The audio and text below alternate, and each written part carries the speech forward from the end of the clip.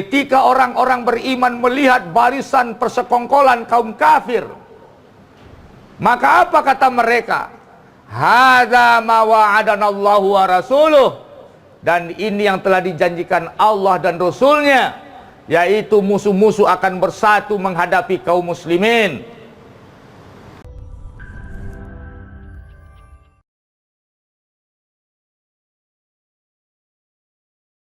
A'udzu billahi minasyaitonir rajim. Bismillahirrahmanirrahim. Qul huwallahu ahad. Allahus samad. Lam yalid wa lam yulad wa lam yakul lahu kufuwan ahad. Wa qala Allahu aidan wal tanzur nafsum ma qaddamat lighad. Shadaqallahul azim. Sidang jemaah Jumat yang dirahmati Allah, pada kesempatan yang mulia, dalam khutbah yang berkah ini insya-Allah kita akan bicara tentang bagaimana kita membentengi agama ini, bagaimana kita berbuat untuk agama ini. Pertama sekali, sidang jemaah yang dirahmati Allah, basis segala sesuatu dari sikap dan perbuatan kita sebagai seorang mukmin memantapkan surat Al-Ikhlas pada diri kita. Kita diwajibkan bersikap tegas kepada siapapun. Qul huwallahu ahad.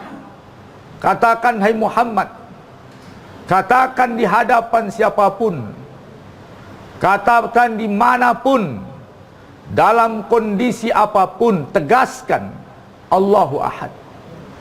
Mau di hadapan kapitalis, sosialis, komunis, non-muslim, di hadapan siapapun, katakan Allahu ahad. Ini perintah sidang jemaah. Dalam kaidah fikih dikatakan al-aslu fil amri lil wujub.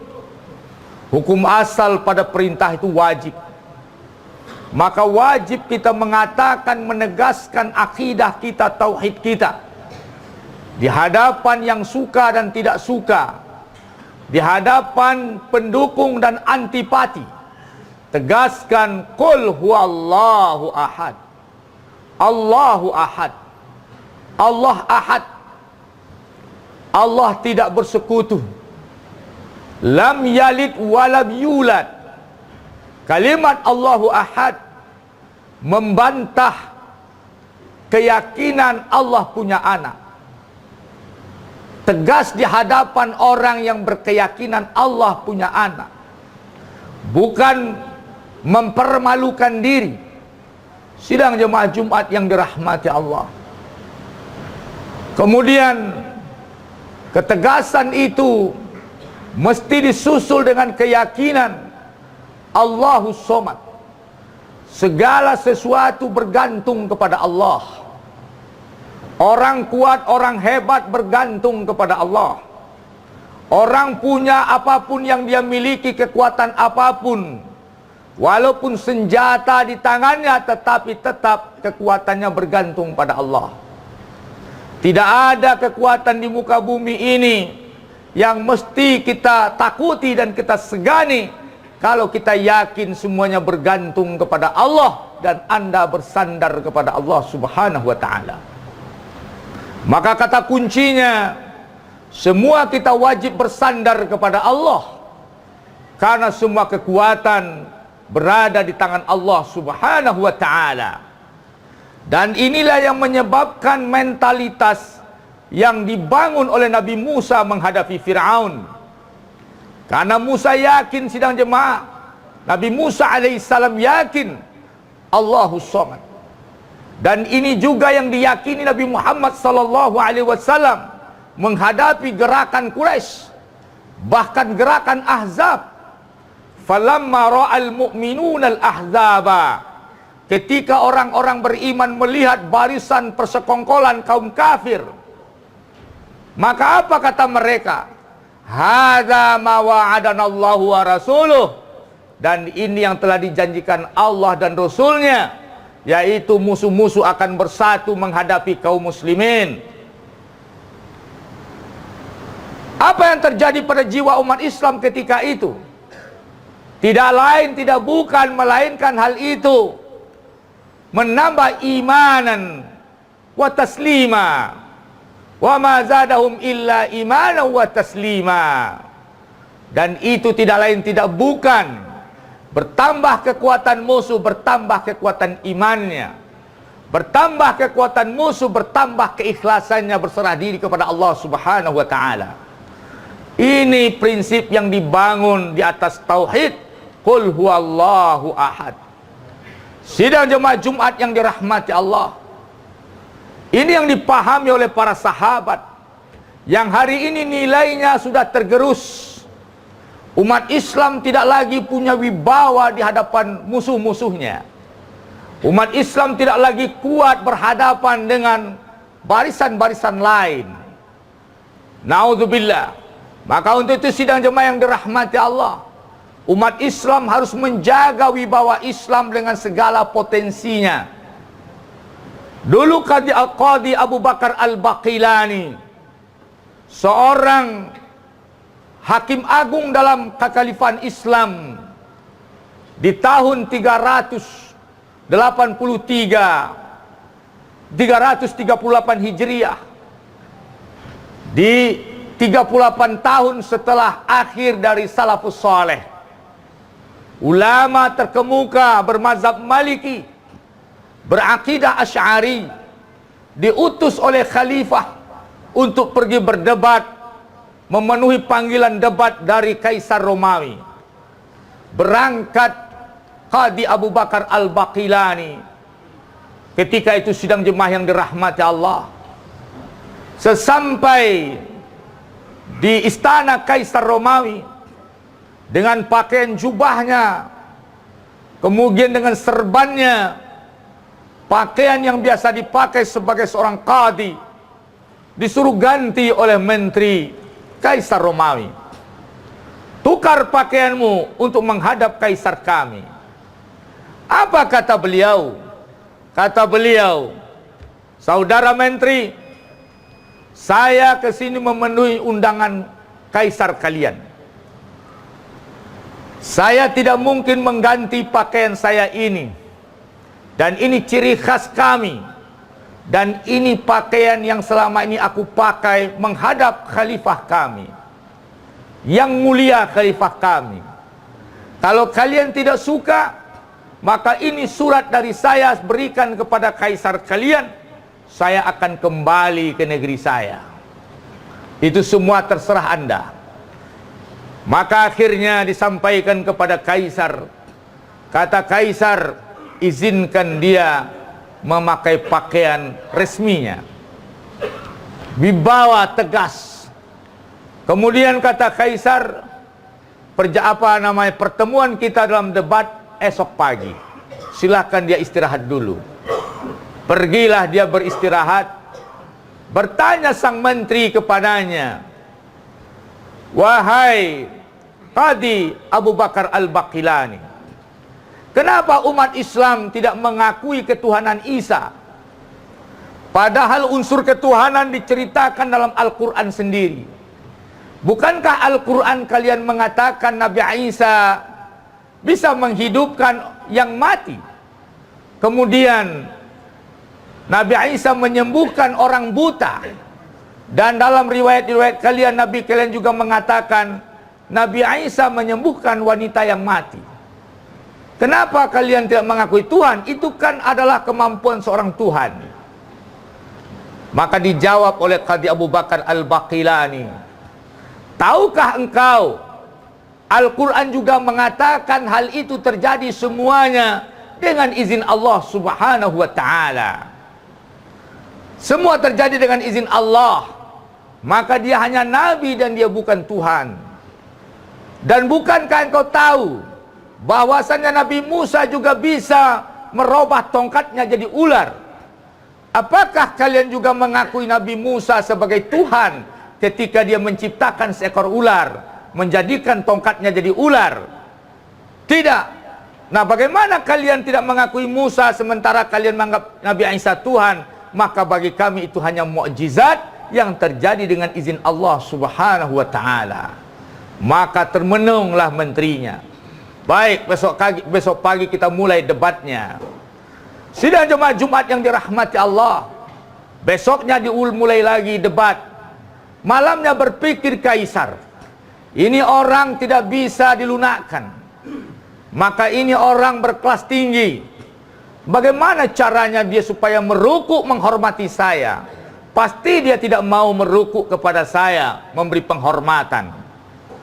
Maka ketika malam itu berpikir kaisar, maka dicarinya pekerja, dia katakan, dia perintahkan, kalian buat batas ruanganku ini, sehingga dia mesti melintasi pembatas ruangan, bikin pintu yang rendah, kecil, pendek, sehingga dia harus merukuk memasuki pintu itu, supaya dia merukuk kepadaku. Maka sidang jemaah Jumat yang dirahmati Allah, dilakukan perintah kaisar. Ketika akan melewati pintu itu, berpikir Qadhi Abu Bakar Al-Baqilani, pahamlah dia, ini jebakan supaya dia terkesan merukuk kepada Kaisar Romawi. Kalau sekarang tidak ada pintu, tidak ada apa-apa, merukuk kepada tokoh-tokoh agama lain. Naudzubillah. Sidang jemaah Jumat yang dirahmati Allah, maka berpikir Qadhi Abu Bakar Al-Baqilani, tidak mungkin aku merukuk kepada Kaisar Romawi yang tidak pernah juga aku lakukan. Maka untuk itu, kalau dia merukuk, nanti umatku akan merukuk pula. Maka aku tidak mau. Maka dia berjalan mundur. Dia arahkan pantatnya ke Kaisar Romawi, menyonggeng ke Kaisar Romawi, dan berjalan mundur, sehingga ada kesan terhina di hati Kaisar Romawi. Sidang jemaah Jumat yang dirahmati Allah, di situ menggeleng salut luar biasa di hati Kaisar Romawi terhadap tokoh umat Islam yang hari ini sangat mudah, sangat gampang memberikan hal yang tidak layak. Sidang jemaah Jumat yang dirahmati Allah, dimulailah perdebatan. Perdebatan pertama, sidang jemaah yang dirahmati Allah, tentang akidah khalas. Apa itu? Pensucian, penebusan diri, penumpahan darah Isa menebus dosa. Maka bertanyalah Qadhi Abu Bakar Al-Baqilani, apakah menurut kalian Nabi Isa itu Tuhan? Iya. Pertanyaan saya, apakah dia tahu dia akan disalib? Jawabnya, kami juga tidak tahu tentang hal itu. Kalau kalian jawab Nabi Isa tahu akan disalib atau tidak tahu akan disalib, maka kalau dia tidak tahu akan disalib, dia tidak Tuhan. Kenapa Tuhan tidak tahu tentang takdirnya sendiri, sedangkan Tuhan itu wajib tahu tentang takdir semua hambanya, sementara dia tidak tahu tentang takdir yang akan menimpanya? Berarti dia bukan Tuhan. Terus apakah kalian menjawabnya nanti? Mungkin juga dia tahu. Kalau kalian jawab tahu, maka bukankah kaedahnya seluruh agama itu semua kita secara kemanusiaan wajib menghindari musibah yang akan menimpa diri kita? Tapi kenapa dia tidak menghindari musibah itu? Maka dia sudah keluar dari kaedah dan dia bukan Tuhan. Sidang jemaah Jumat yang dirahmati Allah, maka kemudian kalahlah, menanglah Qadhi Abu Bakar pada hari pertama.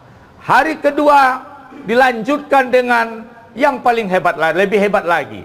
Ditanya tentang perkara Maryam, perkara Bunda Aisyah, tentang hadisul ifki, Bunda Aisyah yang difitnah berselingkuh. Maka dijawab oleh beliau, kalian menuduh Bunda Aisyah berselingkuh, padahal Bunda Aisyah punya suami, dan itu sudah dibantah Allah dalam Al-Quran. Disucikan Bunda Aisyah dari tuduhan itu, dibantah oleh Allah. Berita datang dari langit, itu fitnah belaka dari kaum Yahudi, dari kaum munafik. Nah, bukankah juga Bunda Maryam difitnah oleh Yahudi? Dia melahirkan anak tanpa ayah, sementara kami tetap mensucikannya, menolak fitnahnya. Sementara kenapa kalian terhadap Bunda Aisyah, terhadap kami, kalian justru mencoba menjadikan fitnah itu jadi senjata kalian terhadap kami? Maka sidang jemaah yang dirahmati Allah, bukankah tidak bisa kalian berpikir. Bunda Aisyah tidak punya suami, lahir anak, kami tetap mensucikannya. Sedangkan Bunda Maryam tidak punya suami, lahir anak, dan kami tetap meyakini kesuciannya. Sementara Bunda Aisyah punya suami dan tidak punya anak, dan kalian menuduhnya berselingkuh. Na'udzubillah. Gagal lagi sidang jemaah. Hari ketiga didatangkan yang nomor 1 di dunia. Ketika itu diperkenalkan, wahai Qadi, kata Kaisar, ini yang paling hebat di negeri kami, silakan kau berdebat dengannya. Betrik. Maka langsung Qadi Abu Bakar Al-Baqilani menyapanya. Apa kabar wahai Betrik? Bagaimana kabar istrimu? Kabar keluargamu? Kabar anakmu? Maka langsung Kaisar menepuk meja. Ya hadza, bagaimana mungkin engkau menanyakan istrinya, anaknya? Bukankah engkau tahu, bagi kami, pendeta kami sucikan untuk tidak kawin? Maka tersenyum, ini yang aneh pada kalian. Tuhan kalian, pendeta kalian sucikan tanpa kawin. Sementara Tuhan kalian tuduh pakai anak. Qul huwallahu ahad, Allahus samad, lam yalid walam yulad. Kalau pakai anak tidak suci, bagaimana Tuhan kalian katakan pakai anak? Sidang jemaah, begitu umat Islam menjaga wibawanya di hadapan non-muslim. Hamba Allah yang dirahmati Allah, tentang perkara hukum mencium kening sudah saya jawab di YouTube.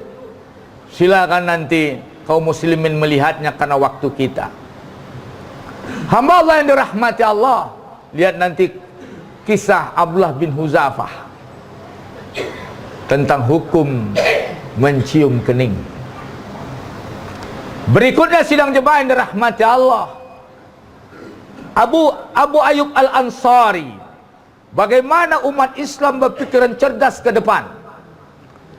Ketika Nabi mengatakan la tuftahanna Konstantiniyah, Konstantinopel akan dibebaskan. Fa ni'mal amiruhum, sebaik-baik jenderalnya, pemimpinnya adalah pemimpin yang membebaskan Konstantinopel. Fa ni'mal juyusuhum, dan sebaik-baik tentara yang ikut membebaskan, menaklukkan Konstantinopel, Turki. Maka sidang jemaah, Muawiyah menjalankan hadis ini, diutusnya anaknya Jenderal Yazid, umur 17 tahun, didampingi jenderal tua, yaitu Abu Ayyub Al-Ansari, orang Madinah, orang yang pertama rumahnya disinggahi Nabi ketika sampai di Madinah. Umurnya 70 tahun. Kolaborasi jenderal tua dengan jenderal muda. Pasukan diberangkatkan. Di permulaan perang terluka Abu Ayyub Al-Ansari. Sakit Abu Ayyub Al-Ansari. Kemudian ditanya, datang Yazid, apa yang bisa aku buat untukmu wahai jenderal? Kata Abu Ayyub, sampaikan salamku kepada sebuah pasukan kalau aku mangkat. Kedua, jika aku wafat, kau pilih pasukan terbaik, bawa jenazahku menerobos Konstantinopel sejauh yang engkau bisa ke dalam Konstantinopel. Kuburkan aku di sana. Heran, dia tidak berwasiat ingin dikuburkan di tanah haram, tapi kuburkan aku di Konstantinopel. Maka meninggal Abu Ayyub Al-Ansari. Dinaikkan jenazahnya ke atas kuda, dibawa pasukan khusus terbaik, menerobos ke Konstantinopel. Pasukan lengah karena perang sedang berhenti. Tiba-tiba ada segerombolan menerobos masuk terus ke jantung Konstantinopel. Sampai di jantung Konstantinopel, langsung digali kuburan dengan cepat, kemudian dikuburkan Abu Ayyub Al-Ansari. Kuburan selesai, heboh masyarakat Konstantinopel Romawi, turun Kaisar Romawi. Kata Kaisar, bongkar kuburan ini, biar aku berikan kepada anjing-anjing untuk dimakannya. Kata Yazid, tidak bisa. Siapa kamu? Aku Yazid bin Muawiyah, anak khalifah kaum muslimin. Siapa ini? Ini sahabat nabiku berwasiat, kami wajib melaksanakan wasiatnya. Kau kuburkan tanpa izinku, dan aku melaksanakan wasiatnya dan tidak sempat minta izin padamu. Keluarkan jenazahnya, bongkar lagi. Tidak bisa. Kalau kau bongkar jenazahnya, pedangku ini akan menebas seluruh umatmu yang ada di negeri kami. Berbisik Betriknya, biarkan saja, daripada nanti masalah ini jadi runyam. Diizinkan Abu Ayyub berkubur di situ. Masa berjalan, Sultan Murad ketika memandikan anaknya setiap pagi, Muhammad Al-Fatih, ya Muhammad, kau lihat di seberang sana ada kuburan sahabat Nabi, namanya Abu Ayyub Al-Ansari. Kuburan yang tidak pernah mendengar lantunan Quran, kuburan yang tidak pernah mendengar suara azan. Sahabat Nabi dikuburkan di negeri yang tidak ada muslim. Maka kalau kau kelak ku berikan jabatan ini padamu, kau bebaskan negeri itu nak. Biar Abu Ayyub mendengar suara azan, biar Abu Ayyub juga mendengar suara Quran. Tiap hari dipesankan pada anaknya, tertanam di dada Muhammad Al-Fatih. Baru orang tahu kenapa Abu Ayyub minta berkubur di situ. Maka hal itu memicu semangat pembebasan Konstantinopel. Sidang jemaah, besarlah Muhammad Al-Fatih, dipimpinnya pasukan, dilanjutkannya perjuangan ayahnya, ditaklukkannya Turki. Itulah sidang jemaah, Turki yang jadi kebanggaan wilayah umat Islam hari ini. Berkubur yang pertama kali di situ Abu Ayyub Al-Ansari, sahabat Nabi yang mulia. Begitu mereka melihat kekuatan umat Islam harus dibangun setiap saat, punya wibawa dan punya kekuatan di hadapan siapapun. Qul huwallahu ahad fa'tabiru ya ulil absar la'allakum turhamun.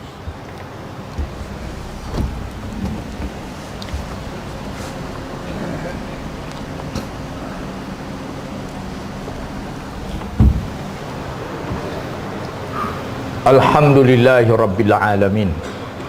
Ashhadu an la ilaha illallah wahdahu la syarika lah, wa ashhadu anna Muhammadan abduhu wa rasuluh la nabiyya ba'da. Ibadallah, usikum wa nafsi bitaqwallah, faqad fazal muttaqun. Qala Allahu azza wa jalla fil Qur'anil azimil mubin. A'udzu billahi minasy syaithanir rajim. Bismillahirrahmanirrahim. Wal 'asri innal insana lafi khusr illa alladziina aamanu wa 'amilus shalihat wa tawassaw bil haqq wa tawassaw bis sabr.